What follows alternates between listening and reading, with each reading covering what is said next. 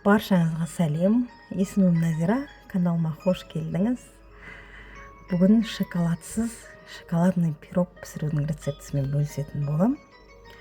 Бұл пирогты дайындау үшін 300 грамм қаймаққа 200 грамм шекер қосамын. Жақсылап араластырып, бір ас қасық какао қосып жіберіп, осылай жақсылап араластырып алып, баяу отта бір қайнағанша қозғап тұрып, бір қайнатып аламын да, бөлек ыдысқа құйып, бөлме температурасында суытатын боламын. Холодильникке салмаңыздар. Бөлменің ішінде су керек. Енді пирогтың арасына жағатын кремді дайындаймын. Ол үшін 5 жұмыртқа, 200 грамм шекер. Осылай миксермен араластырып аламын.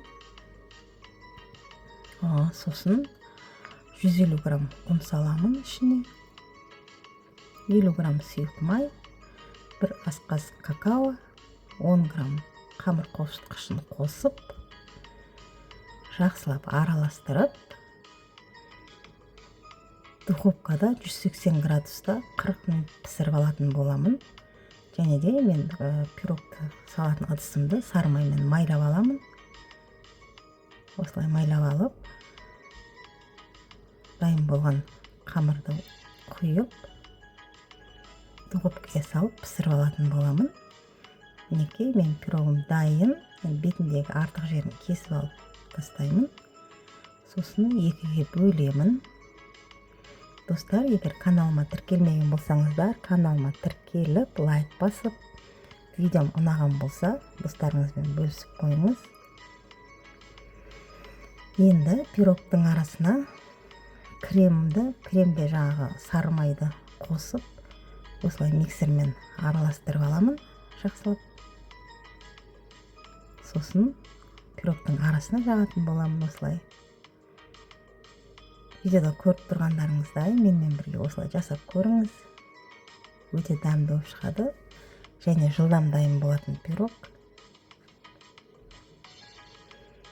Ортасына, үстіне дайындалған кремді осылай жағатын боламын. Кремді жағып болған соң, холодильникте шамамен 1 сағат, 1,5 сағат ұстағандарыңыз дұрыс.